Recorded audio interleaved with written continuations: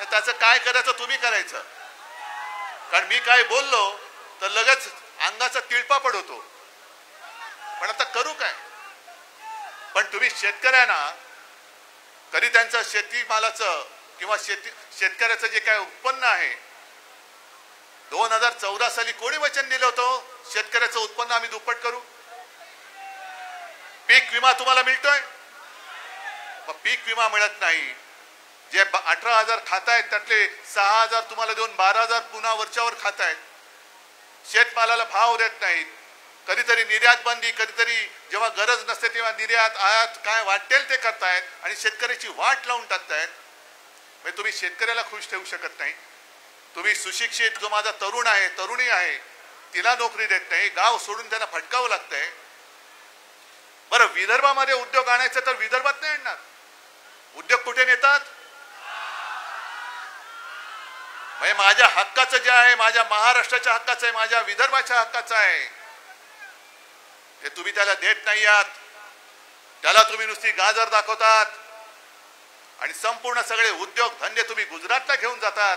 अहो मोदीजी तुम्ही गुजरातचे पंतप्रधान नाही संपूर्ण हिंदुस्थानचे पंतप्रधान आहात. आणि गुजरात बद्दल माझ्या मनामध्ये काही द्वेष नाहीये. आपला उद्या इंडिया आघाडीचं सरकार येणार म्हणजे येणारच. आपल्याला ते आणावं लागणार म्हणजे लागणारच आहे. पण इंडिया आघाडीचं सरकार आल्यानंतर सुद्धा जे गुजरातच्या हक्काचं असेल ते नक्की आम्ही गुजरातला दिल्याशिवाय राहणार नाही. गुजरात सुद्धा आमचाच आहे. पण गुजरातची समृद्धी होण्यासाठी तुम्ही माझ्या महाराष्ट्रामधल्या शेतकऱ्यांच्या आणि युवकांच्या तोंडातला घास हिसकावून जर गुजरातला भरवणार असाल तर याद राखा तुम्हाला पुन्हा महाराष्ट्राच्या मातीमध्ये आम्ही पाय ठेवायला देणार नाही. का सगळे संतापून का पेटलेले का उठलेत.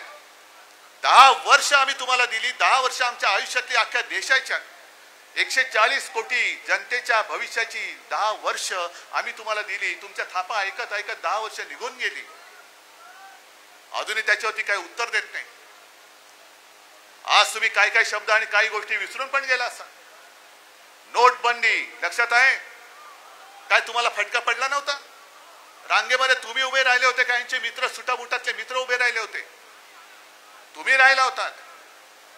मग सगळं अंगावरती येते म्हटल्यानंतर रडून कोण बोललं होतं. मुझे सिर्फ 100 दिन दे दो बाद में आप जो बोलेंगे वो सजा मंजूर है.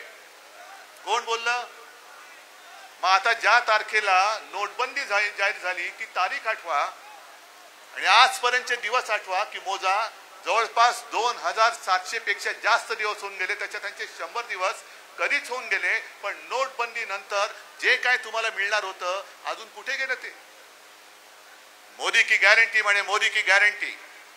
कसली गॅरंटी. गॅरंटी यांची हीच आहे. मी मागे सुद्धा सभेत बोललो यांची माणसं सगळीकडे फिरतात. म्हणजे भाजपचं आता काय झालंय मुकुलजी व्हॅक्युम क्लीनर झालेला आहे. व्हॅक्युम क्लीनर तुम्हाला शेतकरी दारांना तुम्हाला नाही कळणार. शहरी भागामध्ये असतो म्हणजे तो असा एक दांडा असतो पाईप. मग टेबलाखाली खुर्चीखाली कुठल्या फटीमध्ये काय धूळ असली का ते दांडकं घालायचं. मग ती धूळ सगळी खेचून त्या मशीन मध्ये येते. त्याला म्हणतात व्हॅक्युम क्लीनर. मग तशी यांची भाजपची माणसं फिरतात आणि कुठल्या कुठल्या पक्षामध्ये कोण कोण भ्रष्टाचारी आहेत ते शोधतात.